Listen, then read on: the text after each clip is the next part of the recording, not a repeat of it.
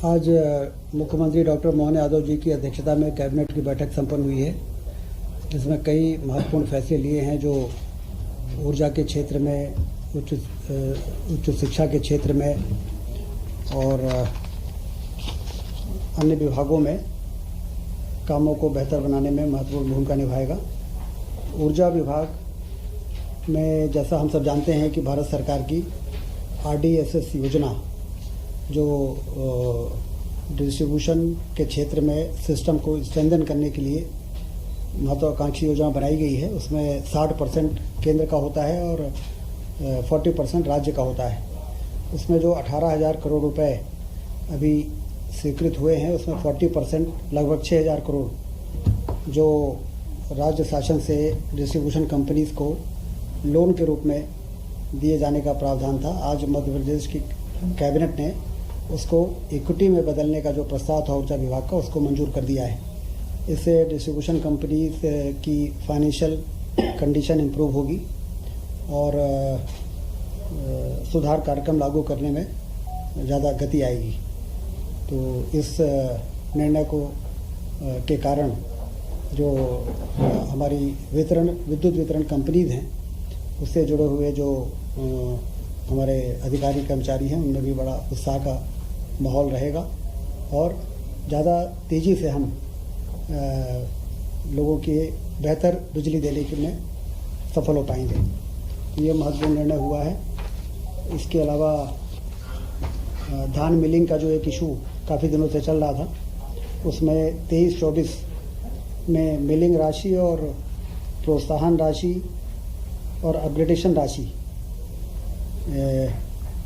जो पिछले 3 वर्षों में 21, 22, 23 में दी गई थी, वो 23-24 में भी देने का फैसला आज कैबिनेट ने किया है। प्रोत्साहन राशि 40 रुपये और FCI को 20% प्रतिदान देने पर प्रोत्साहन राशि तो 50 रुपये रहेगी, लेकिन FCI में जमा होने वाला यदि 20% जमा होता है तो 40 रुपये और 40% जमा होता है तो 120 रुपये। ये एक राइस मिलर्स की बड़ी मांग रही है और प्रदेश में धान का प्रिक्योरमेंट बहुत तेज़ी से हो रहा है, उसकी मिलिंग में कहीं कोई परेशानी ना आए, इसके लिए कैबिनेट ने एक महत्वपूर्ण फैसला इस संबंध में भी लिया है।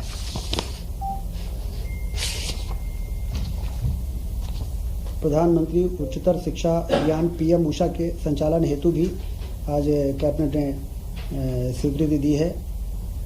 प्रधानमंत्री उच्चतर शिक्षा अभियान, जैसा कि हम सब जानते हैं कि राष्ट्रीय उच्चतर शिक्षा अभियान 1 और राष्ट्रीय उच्चतर शिक्षा अभियान जिसे रूसा कहते हैं, चरण 2 केंद्र प्रवर्तित योजना के रूप में लागू कर प्रारंभ की गई थी। उक्त रूसा योजना के तहत प्रधानमंत्री उच्चतर शिक्षा अभियान, जिसमें कि 4 महत्वपूर्ण कंपोनेंट होते हैं: बहुसंकायी शिक्षा एवं शोध विश्वविद्यालयों के सुदृढ़ीकरण के लिए अनुदान, महाविद्यालयों के सुदृढ़ीकरण हेतु अनुदान, लैंगिक समावेशिता, gender inclusion and equity initiative, ये कंपोनेंट जिसके अंतर्गत PM उषा परियोजना में काम होना है, उससे संबंधित 60 और 40% के जो केंद्र और राज्यांश का अनुपात है, उस अनुपात में मध्य प्रदेश शासन से इसको अनुमोदन प्रदान किया गया है, जिससे इस योजना का क्रियान्वयन ठीक प्रकार से हो सके और नैक और अन्य प्रकार की जो रेटिंग होती है, उसमें हमारे जो सेलेक्टेड संस्थान हैं वो उसको पूरा कर सके।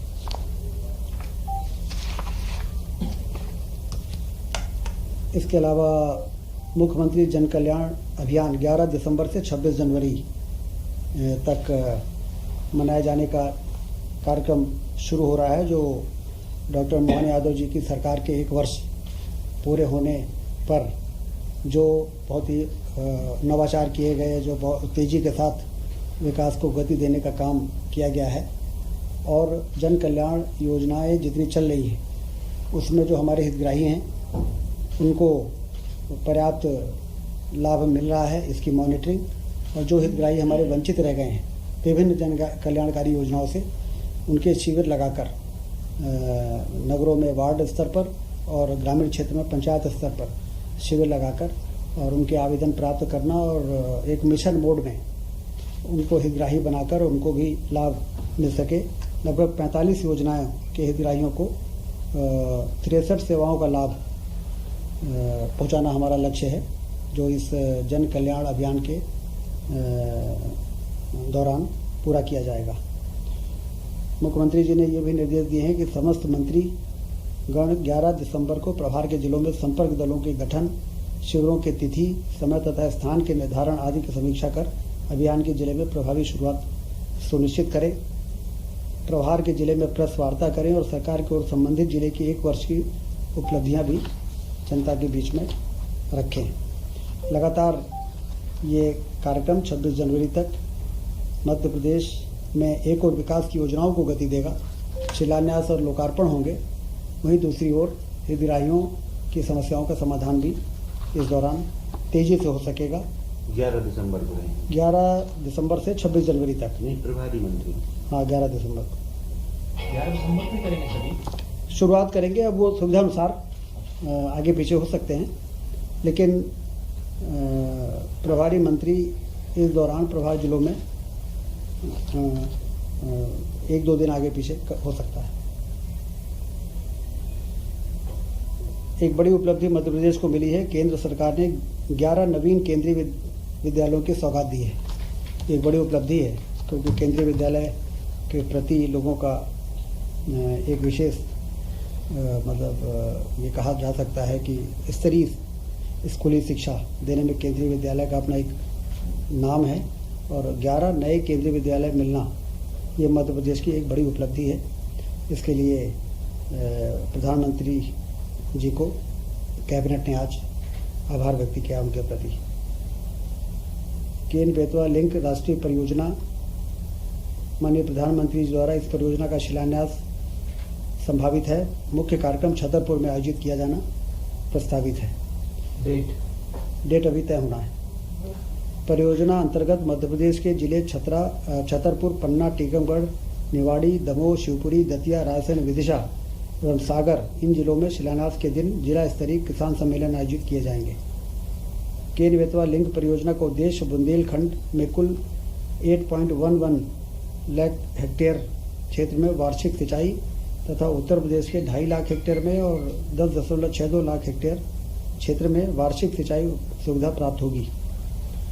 परियोजना से मध्य प्रदेश की 41 लाख आबादी एवं उत्तर प्रदेश की 21 लाख आबादी को पेयजल की सुविधा भी प्राप्त होगी।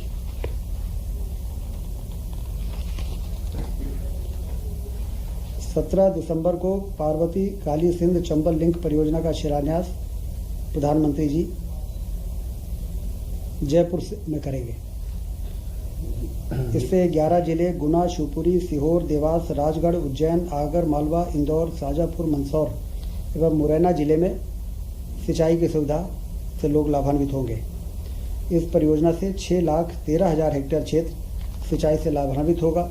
2,000 गांवों में कार्यक्रम से पूर्व कलश यात्रा तथा प्रभार फेरियों का भी आयोजन किया जाएगा।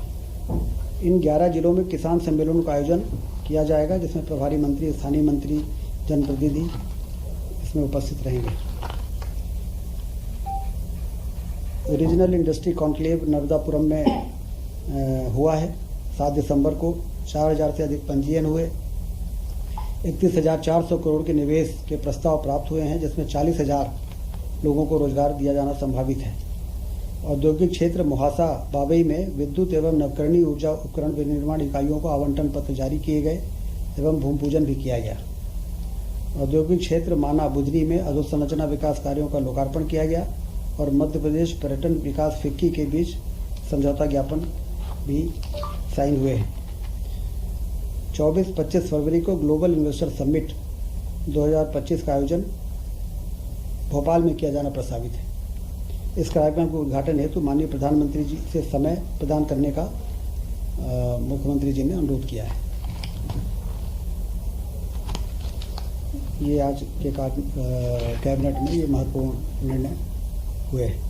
प्रधानमंत्री जी से मुलाकात करके मुख्यमंत्री जी ने आज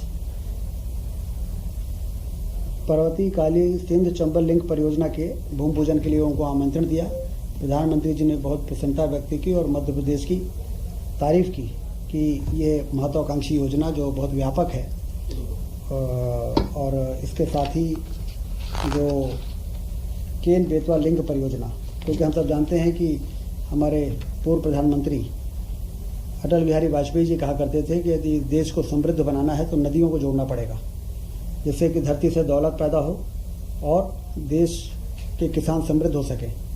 उस दिशा में जो ये केन बेतवा लिंक परियोजना है और पार्वती काली सिंध चंबल